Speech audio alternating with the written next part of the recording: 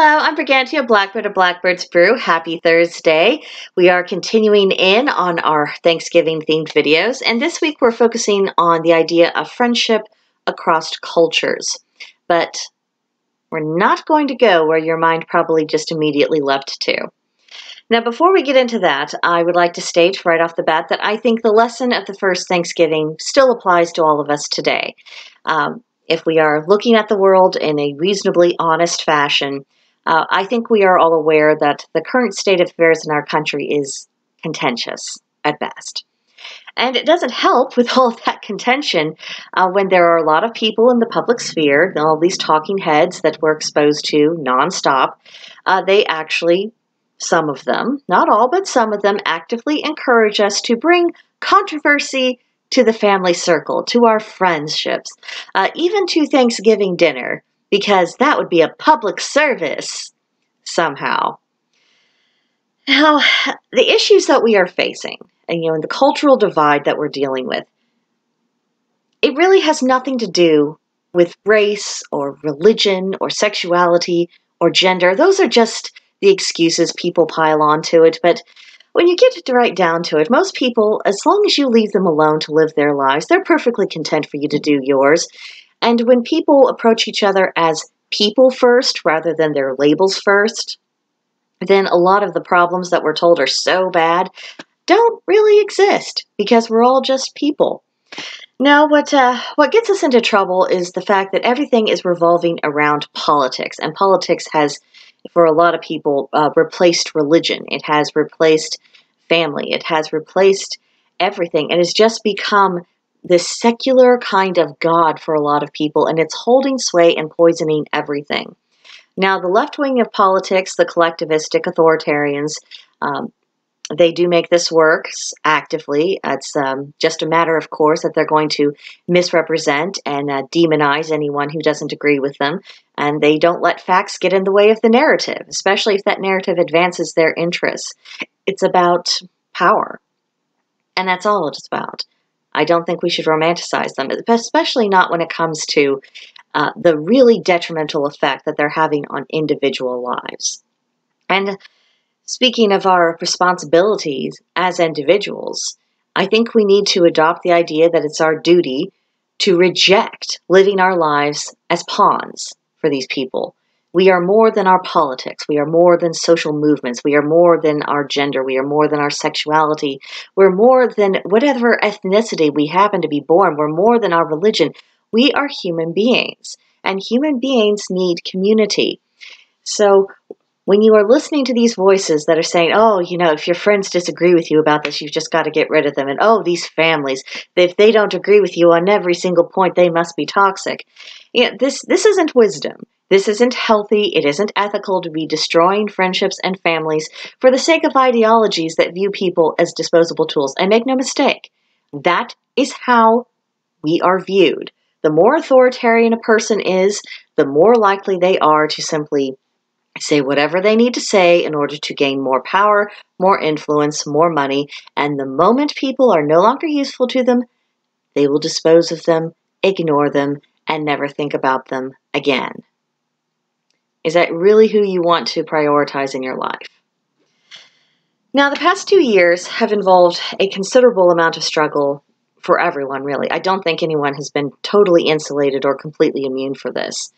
And because even the most introverted of us still have a need for community, that means our need for family and for friends, we need them more than ever. We need them to have some sense of stability in this world that's just going to pieces. So if the talking heads that supposedly represent your political ideals are encouraging you to treat family and friends as enemies, then maybe it's time to start questioning your beliefs, or at the very least the motives of the people who are seeking to isolate you from your natural support system. Because believe me, they are not going to step into the breach and fill in the gap. Not going to happen. Now, of course, there are other reasons why family gatherings at holidays might be challenging. None of us are perfect people after all, but this Thanksgiving can be an opportunity to hit the reset button and mend some fences, especially if differing views on politics or social issues have caused rifts.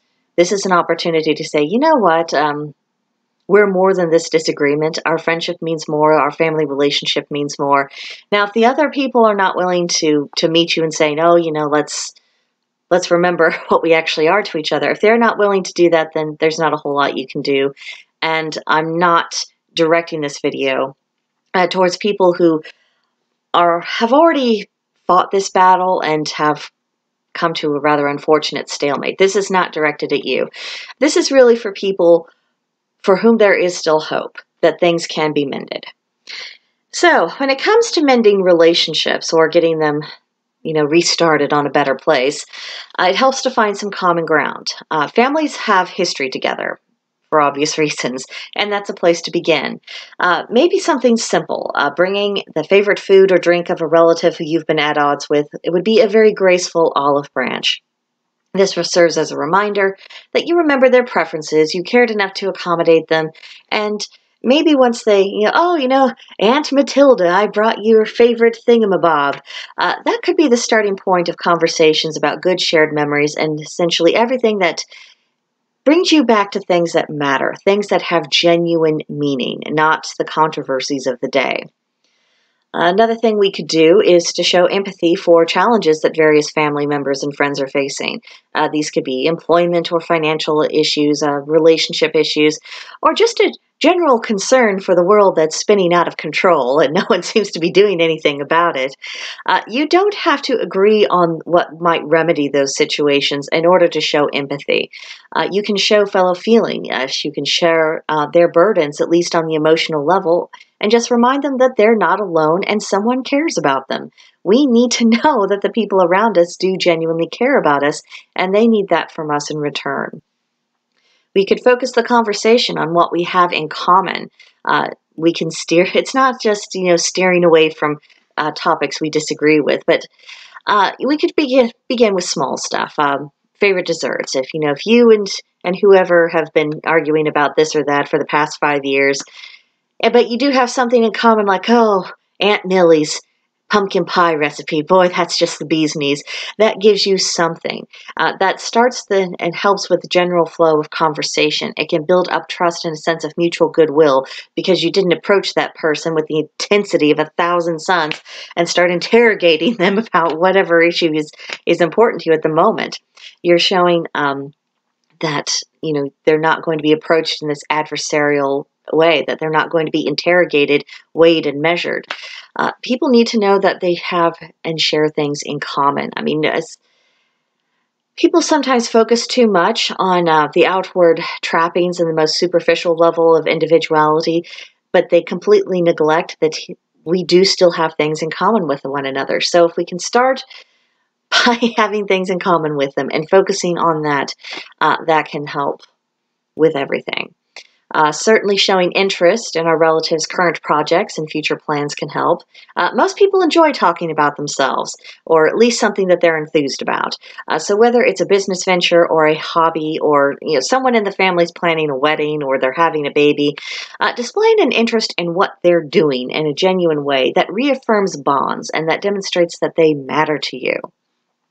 In addition to sharing a meal, oftentimes Thanksgiving is a chance to play games, watch football, even begin decorating for Yule and Christmas. So instead of pulling an eat and run and getting everything over with as quickly as possible, stay around, talk to people, enjoy the occasion, participate in whatever's going on, enjoy the company. I mean, and of course this is provided you're getting some cooperation from the rest of the family.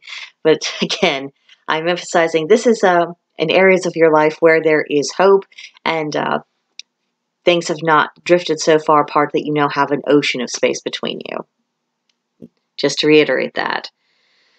And so, of course, lastly, if we are able to establish contact with them that is in a healthier place, a more amiable, agreeable place, then we need to build on that. And of course, we have to build on shared values because people don't build on their differences. People can sometimes appreciate differences, but they don't actually build on differences. So try to identify the values, beliefs, preferences that you have in common with the rest of your family and your friends. These are the points on which you are going to be able to build better relationships because you are seeing eye to eye, you're on the same team, you're moving in the same general direction. It's a starting point. Another thing we could do is if someone needs a hand or if something practical around the home, you know, the DIY projects, something in the garden, try to be available for people. Spend time with them. Giving practical assistance does a great deal for improving relationships. So often people, they'll talk all kinds of talk, but you ask them to lift a finger and suddenly they're ghosting, and no one quite knows where they are. But it's the people who show up and who show up on a continuous basis. That also builds up trust. It's saying, you know what, I'm going to be here for you. I'm going to be here even if it involves some inconvenience for me. And then that opens the doorway for that to be reciprocated and for relationships to become stronger and improve. So don't be a stranger. Now, this doesn't mean that you have to live in each other's pockets, but communicating on a regular basis, it can make get-togethers less awkward, especially if there's been, you know, a big kerfuffle that happened. But it also turns your relatives from being this random assembly of people that you happen to share DNA with to being people who you genuinely care about. And you're not going to be able to have that if you don't know anything about them, anything real. Be reliable in times of trouble. We do things for family that we simply would not do for other people. We would not go to that kind of effort or go to those lengths. There will be times when we need to lean on family members, so when they need to lean on us, we need to do our part and just to be available for that. And lastly, I mean, don't overemphasize the things that do make you different. It doesn't mean they cease to exist or that you have to pretend to be someone that you're not, or that everyone in the family will just magically and suddenly agree on any and everything. But it's worthwhile to keep those differences in their proper place. You know, they're not necessarily at the top of the pyramid, the most important thing in the world. If your goal is ideological conformity for everyone who's allowed in your circle, that is not only going to drive people out of your life, but it's going to damage your character. The need to control people is tyrannical by nature, and the more someone insists on indulging that vice, the worse things become. So, when I talk about friendship across cultures, this is what I am talking about. I am talking about not the culture based on ethnicity or religious differences or your views about social or political issues. This is about the differences and how you're willing to relate to one another, of being a little bit more invested in people who you are genuinely connected to and a little less invested in people who you may never meet and who don't know you and don't care about you. This is about abandoning ideologies that say that they need to have first place in your life, and to hell with anyone who you're related to by blood or marriage or who you are tied to through the bonds of friendships. It's about telling those things that even if you agree with their policies on certain things, that they're not in charge of running your life. They do not tell you how to treat your family members. They don't tell you how to treat your spouse. They don't tell you how to treat your children or your friends or anyone else. This is about bridging that culture and saying, you know what, I'm not part of a culture that's saying that I have to agree with you 100%. I don't have to do that. We can still be who we are. We can still have our differences, but we can bond and come together over the things that we do genuinely share. And many human beings, we do have some very similar basic needs. We do need to have a way to earn a living. We need to have shelter to take care of us. We need things like food and water and clothing. But we also need connections with other human beings. And that is how friendship across cultures is formed. It's from that need of connection. It's from seeing the points upon which we are similar. So, bit rambly today, sorry about that, but that was my theme. If you'd like to discuss this a bit further and get a little bit more in depth, you're welcome to join us on Discord at Blackbird's Brew.